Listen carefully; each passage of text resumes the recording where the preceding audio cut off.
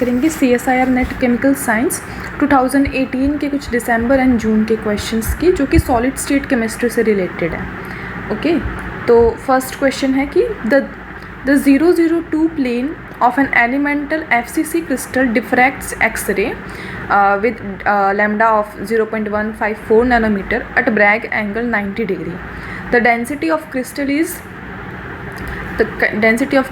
this is actually 4 into 10 raised to power 4 kilogram per meter cube. Okay, so the density is 4 into 10 raised to power 4 kilogram per meter cube. Then the atomic weight of the elemental solid is. तो हमें क्या क्या दिया हुआ है इसको solve करते हैं कि एक FCC क्रिस्टल है जो कि एक्स-रे को 90 डिग्री एंगल पे डिफ्रैक्ट कर रहा है। कौन सा प्लेन? 002 प्लेन 90 डिग्री एंगल पे डिफ्रैक्ट कर रहा है और एक्स-रे विद वेवलेंथ क्या है? 0.154 नैनोमीटर। तो इससे हम इस इंफॉर्मेशन से हम क्या निकाल सकते हैं? इस इंफॉर्मेशन से हम उस FCC लटाइस की यूनिट सेल पैरामीटर निकाल सकते हैं। ओके, और जब हम यूनिट सेल पैरामीटर निकाल देंगे तो उसके बाद हम क्या निकाल सकते हैं? उस यूनिट सेल का वॉल्यूम निकाल सकते हैं, A क्यूब है ना। हमें उसको क्यूबिक मान के चलेंगे तो उसका वॉल्यूम क्या हो जाएगा? A क्यूब हो जाएगा। और हमें डेंसिटी दी हुई है, तो डेंसिटी बराबर क्या होती है? Mass divide by volume. तो हमें डेंसिटी दी हुई है और वॉल्यूम हम यहाँ से निकाल लेंगे, तो हम उस यूनिट सेल का, उस लटाइस का हम क्या निकाल सकते हैं? मास निकाल लेंगे यहाँ से। और हमें पूछा क्या है? Atomic weight of the elemental solid पूछा है। तो यहाँ से जो हमें मास निकलेगा उसको द नंबर ऑफ एटम से अगर डिवाइड कर देंगे तो हमें क्या मिल जाएगा? एटॉमिक वेट मिल जाएगा उस यूनिट सेल। तो चलिए इस क्वेश्चन को सॉल्व करते हैं। तो सबसे पहले हम निकालेंगे A की जो यूनिट सेल है उसका पैरामीटर क्या है। तो इसके लिए हम यूज़ करेंगे ब्रैग्स लॉ। ब्रैग्स लॉ क्या होता है? 2D sin theta is equals to n lambda. अब यहाँ पे n the order of the diffraction is हमें नहीं दिया हुआ है, तो इस n को हम क्या मान के चलेंगे? 1 मान के चलेंगे। तो 2 इंटू, अब D क्या होता है? D होता है A upon root of h square plus k square plus l square sine theta is equals to lambda. n बराबर 1 रख दिया। तो अब सब वैल्यू रखते रहते हैं। 2 इंटू A, तो ऐसा का ऐसा A हमें निकालना है। h के लिए हमें दिए हुए 002, तो 0 square plus 0 square plus 2 square sine of 90 is equals to 0.154। 2 into A divide by, अब 0 स्क्वायर प्लस 2 स्क्वायर कितना हो जाएगा? 4, रूट ऑफ 4 हो जाएगा। एंड रूट ऑफ 4 कितना होता है? 2 होता है ना। तो यहाँ पे लिख देंगे फिर से 2 साइन 90 कितना होता है? 1 बराबर 0.154। यहाँ पे 2 से 2 कट जाएगा, A इंटू 1 क्या हो जाएगा? A। तो A की वैल्यू क्या आ जाएगी? 0.154 नैनोमीटर। ये किस में था? नैनोमीटर में था। तो A की वैल्यू हमारे पास आ गई 0.154 नैनोमीटर। तो अब उस यूनिट सेल का वॉल्यूम क्या होगा? तो यूनिट सेल को अगर हम क्यूबिक मान के चले, ओके, इस तरीके से, तो अगर ये साइड A है, ये साइड A है एंड ये साइड A है, तो यूनिट सेल का वॉल्यूम क्या होता है? तो x y इंटू z, तो A इंटू A बराबर क्या हो जाएगा? A cube. तो यहाँ से वॉल्यूम क्या आ जाएगा? A क्यूब बराबर 0.154 का क्यूब, ये नैनोमीटर क्यूब में है।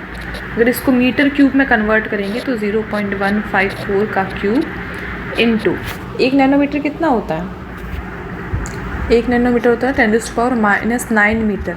तो जब नैनोमीटर क्यूब है तो 10⁻⁻9 का क्यूब कितना हो जाएगा? 10⁻⁻27 मीटर क्यूब। ओके, ये आ गया हमारा वॉल्यूम। अब हमें क्या निकालना है? मास निकालना है। तो मास बराबर क्या होता है? Density into volume. डेंसिटी हमें कितनी दी हुई है? 4 इंटू 10⁻⁴ किलोग्राम पर मीटर क्यूब। इसको मल्टीप्लाई करेंगे 0.154 क्यूब इंटू 10⁻⁻27 मीटर क्यूब।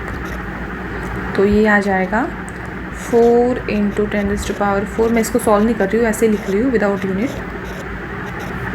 तो 10⁻⁻27 किलोग्राम आ जाएगा। अब हमें जो वेट जो है वो निकालना है, अटोमिक वेट निकालना है, यानी कि अटोमिक यूनिट में निकालना है। तो अटोमिक यूनिट में कन्वर्ट करने के लिए हम इसको क्या करेंगे, हम इसको डिवाइड करेंगे। अभी हम निकाल रहे हैं मास इन अटोमिक यूनिट, ये किलोग्राम में था, तो इसको अटोमिक यूनिट में कन्वर्ट करने के लिए हम किससे डिवाइड करते हैं, आपको फैक्टर याद होगा। इसको डिवाइड करते हैं 1.67 × 10⁻⁻27 से, which is the mass of the proton. तो उससे डिवाइड करेंगे तो ये किस में कन्वर्ट हो जाएगा, अटोमिक यूनिट में कन्वर्ट हो जाएगा। अब ये जो मास आया है वो पूरी यूनिट सेल का आया है, क्योंकि हमने यूनिट सेल का वॉल्यूम लेके किया था। बट एफसीसी में हम जानते हैं कि एक यूनिट सेल में कितने एटम्स होते हैं। एफसीसी में एक यूनिट सेल में 4 एटम्स होते हैं, लेकिन हमें तो एटॉमिक वेट निकालना है, मतलब एक एटम का वेट निकालना है। तो ये जो आया है ये वेट पूरा उन 4 एटम के करस्पॉन्डिंग आया है। तो एक एटम के करस्पॉन्डिंग वेट कितना हो जाएगा in atomic unit for one atom कितना हो जाएगा। अब अगर ये 4 का है तो इससे 4 को डिवाइड कर देंगे। तो जब इसको 4 से डिवाइड करेंगे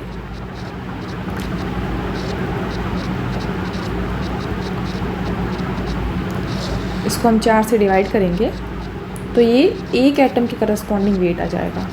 अब यहाँ से जो कैंसिल हो रहा है उसको कैंसिल कर देते हैं। 4 से 4 कैंसिल, 10⁻⁻27 से 10⁻⁻27 कैंसिल। तो स्पेस कम है यहाँ पे, यहाँ लिख देती हूँ। अच्छा, हम देख लेते हैं मैं ऑप्शन क्या क्या दिए हुए हैं। ऑप्शन 22, 44, 88, 66। तो चलो अब बिना कैलकुलेटर यूज़ किए इसको थोड़ा अप्रॉक्सीमेट करने की कोशिश करते हैं। तो 0.154 का क्यूब करना है हमें। तो यहाँ पे 10⁻, थोड़ा स्पेस मिटा कर देती हूँ मैं इधर, यहाँ पे कर देते हैं। ओके, तो हमें कैलकुलेट करना है 10⁻⁴ × 0.154 का क्यूब डिवाइडेड बाय 1.67। तो इसको अप्रॉक्सीमेट करने के लिए ऐसे लिख लेते हैं 0.154 to 0.154 to 0.154 डिवाइडेड बाय 1.67। अब मैं ये इनको मल्टीप्लाई करती हूँ, जो 10⁻⁴ दिया हुआ है उनको मल्टीप्लाई करने की कोशिश करती हूँ। तो पहले इसको पूरा ही फैक्टर को मल्टीप्लाई कर देते हैं 154 इंटू जो एक बचा है उसको यहाँ पे मल्टीप्लाई कर सकते हैं इंटू 0.154 डिवाइडेड बाय 1.67। ओके, अभी ये वैल्यूज़ ज़्यादा डिफ़र नहीं कर रही है एक दूसरे से, काफ़ी नियर है। तो इनको मैं कट कर रही हूँ जस्ट अप्रॉक्सीमेट वैल्यू निकालने के लिए, क्योंकि हमें जो ऑप्शन में वैल्यू दी रखी है वो काफ़ी दूर दूर है। तो हम एक रफ़ कैलकुलेशन भी करेंगे तो हम चूज़ कर पाएंगे कि कौन सा आंसर सही है। तो मैं इनको जस्ट कट कर रही हूँ कि ये आपस में ऑलमोस्ट एक दूसरे को कट कर देगी। ओके, तो हमारे पास रफ़ कैलकुलेशन आ गई 154.0.154। तो अब इनको मल्टीप्लाई करने की कोशिश करते हैं। तो 154 और इसको मैं 0.15 ही ले रही हूँ, 4 नहीं ले रही। तो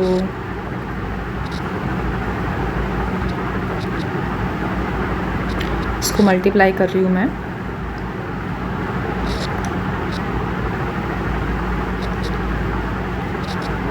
तो ये आंसर आ रहा है समथिंग 23.10 जो हमने अप्रॉक्सीमेट निकाला है। तो देखते हैं 23 के आसपास कोई ऑप्शन है क्या, वो हमारा आंसर हो जाएगा। तो yes, 22 is here in the options. तो 22 जो है वो हमारा सही आंसर हो जाएगा।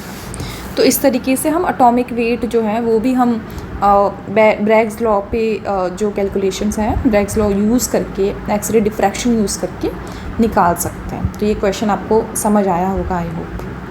तो चलिए अब नेक्स्ट क्वेश्चन की तरफ बढ़ते हैं। Next question is a metal crystallises with cubic closed pack structure. The sin square theta value of Bragg reflection of Miller planes 200 and 111 are 0.18 and 0.14 respectively. Then the unit cell length is। तो हमें Bragg's law पे ही question है, हमें HKL plane दिया हुआ है and sign square theta की value दे रखी है और हमें यूनिट सेल पैरामीटर पूछा। तो हम पहले तो ब्रैग्स लॉ लिख लेते हैं। Bragg's law is n lambda is equals to 2d sine theta. n को हम 1 ले लेते हैं क्योंकि हमें यहाँ पे कोई n के लिए स्पेसिफिक बात की नहीं है। तो लैम्डा इज इक्वल्स टू 2। अब क्यूबिक क्लोज पैक्ट के लिए a की वैल्यू क्या होती है, a upon root of h square plus k square plus l square sine theta. Okay, यहाँ से हम लैम्डा बाय 2 साइन थीटा निकालते हैं और a upon h square plus k square plus l square को यहाँ रखते हैं। ओके, अब यहाँ पे हम इसका स्क्वायर लेते हैं तो इसका स्क्वायर क्या हो जाएगा, lambda square divide by 4 sine square theta is equals to a square divided by h square plus k square plus l square. अब यहाँ पे जो हमें 2 कंडीशन दे रखी है, 2 0 0 प्लेन के लिए साइन स्क्वायर थीटा 0.18 है एंड 1 1 के लिए 0.14 है। ये दोनों कंडीशन यहाँ पुट करते हैं और 2 इक्वेशन बनाते हैं जिनको सॉल्व करके हम a कैलकुलेट करेंगे। तो पहली कंडीशन है लैम्डा को ऐसे ही रखते हैं 4। तो साइन स्क्वायर थीटा की वैल्यू हमें दे रखी है 0.18 और HKL की वैल्यू क्या है 2 0 0। 0.18 किसके लिए है, 2 0 0 के लिए। तो 2 0 0 रखेंगे तो 2 का स्क्वायर प्लस 0 का स्क्वायर प्लस 0 का स्क्वायर। तो ये हो जाएगा lambda square divided by 4 into 0.18 is equals to a square divide by, ये वैल्यू कितनी आ जाएगी 4। अब यहाँ 4 से 4 कैंसिल हो गया तो यहाँ से क्या आया, a स्क्वायर बराबर लैम्डा स्क्वायर डिवाइड बाय 0.18। तो a बराबर यहाँ से कितना आ जाएगा, lambda divided by root of 0.18। अब दूसरी कंडीशन करते हैं सॉल्व। दूसरी कंडीशन हमें दे रखा है lambda square divide by 4 sine square theta की वैल्यू दे रखी है हमें 0.14। तो यहाँ पे रखते हैं 0.14 is equals to a square divide by HKL की वैल्यू दे रखी है 111। तो 111 is 1 square plus 1 square plus 1 square. तो यहाँ से हो जाएगा lambda square divide by 4 into 0.14 equals to a square divided by 3। तो यहाँ से a स्क्वायर कितना आ जाएगा, लैम्डा स्क्वायर डिवाइडेड बाय 3, यहाँ मल्टीप्लाई में चला जाएगा तो 3 lambda square divide by 4 into 0.14। अगर इसको भी हम कैलकुलेट करने जाएंगे तो ये भी जो है हमारा answer lambda square divided bye 0.18 के ही इक्वल आएगा। तो मतलब हमारा a जो है a is lambda divided by root of 0.18। अब देखते हैं ऑप्शन। तो ऑप्शन में हमें ऐसा तो नहीं दे रखा है, ऑप्शन में हमें कैसे दे रखा है, लैम्डा डिवाइड में कुछ 2 या 0.4 या 0.2 ऐसे दे रखा है ना। तो अब इसको अप्रॉक्सीमेट करने की कोशिश करते हैं। तो 0.18 का रूट कितना होगा ये हमें कैलकुलेट करना है ना। तो स्क्वायर करके देख लेते हैं। 0.2 का स्क्वायर कितना होता है, 0.04, यानी कि ये तो आंसर नहीं हो सकता। 0.4 का स्क्वायर कितना होता है, 0.16। तो 0.18 इज़ वेरी नियर टू 0.16। तो हम a को क्या लिख सकते हैं, लैम्डा डिवाइडेड बाय 0.4। तो ये ऑप्शन जो है वो हमारा सही आंसर हो जाएगा, which is in the third option. Okay, ये स्क्वायर रूट कैसे निकाला ये आई थिंक आपको समझ आया होगा। तो हमें रूट ऑफ 0.18 निकालना है। तो हम इसको एग्जैक्ट कैलकुलेट करने की ज़रूरत नहीं है, ऐसे ही रफ निकाल सकते हैं कि जो हमें ऑप्शन दिया हुआ उससे निकाल सकते हैं ना। कि एक हमें ऑप्शन दिया हुआ है 0.2, तो फिर बैक कैलकुलेट करते हैं ना कि 0.2 का स्क्वायर कितना होता है, 0.04 होता है, बट हमारा नंबर तो 0.18 है। तो ये तो मैच नहीं कर रहा, तो ये तो गलत हो गया। देन यहाँ पे 0.4 भी दे रखा है, तो 0.4 का स्क्वायर किया तो 0.16, जो काफ़ी मैच कर रहा है। तो ये हमारा सही आंसर हो जाएगा। 2 का स्क्वायर तो 4 होता है, which is very far from 0.18। तो ये तो हो ही नहीं सकता एंड मल्टीप्लाई में भी नहीं हो सकता। ओके, तो थर्ड ऑप्शन हमारा करेक्ट हो जाएगा। अब लास्ट क्वेश्चन देखते हैं। In a cubic crystal the 111 and 222 reflection are observed but not the 001 reflection, the Bravais lattice is. तो मैं आपको 3 रूल बता रही हूँ कि क्या 3 रूल है कि कौन से लेटाइस हमें कौन कौन से रिफ्लेक्शन अलाउ करते हैं। तो उससे ये क्वेश्चन आप बहुत ही एकदम with in fraction of second कर सकते हो। ओके, तो जो सिंपल क्यूबिक लेटाइस होते हैं, सिंपल क्यूबिक, वो सारे ही NaHKl अलाउड रिफ्लेक्शन होता है उसमें। ओके, सारे ही अलाउड होता है उसमें रिफ्लेक्शन, नो फॉरबिडन रिफ्लेक्शन। तो कोई भी रिफ्लेक्शन फॉरबिडन नहीं होता है।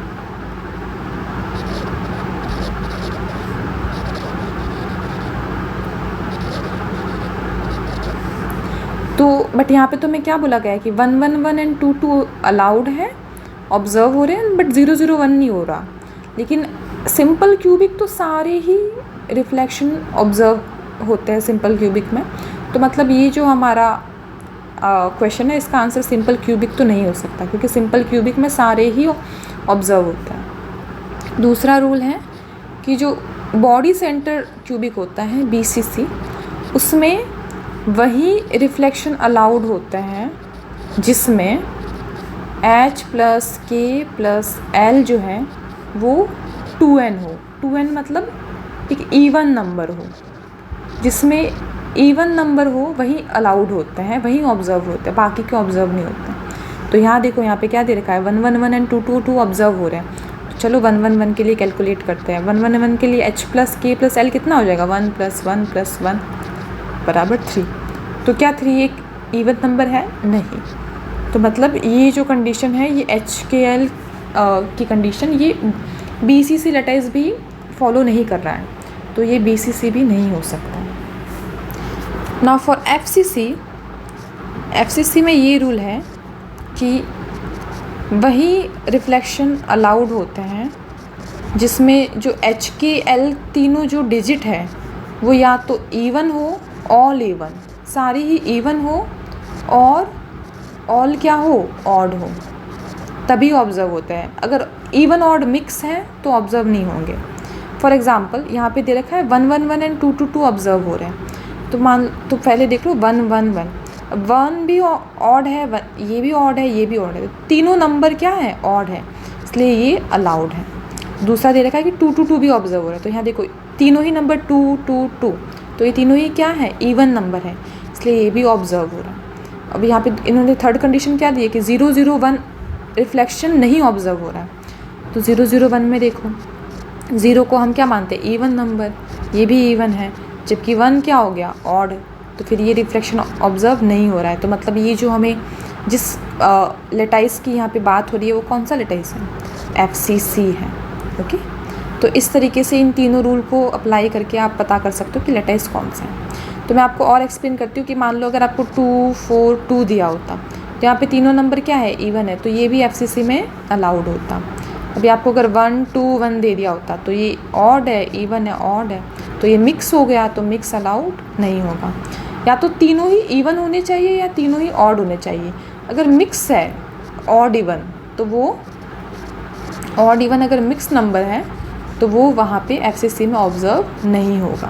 ओके, तो ये तीनों रूल आप याद रखिएगा, इससे आप बहुत आसानी से इन क्वेश्चंस को सॉल्व कर सकते हैं। Thank you for watching.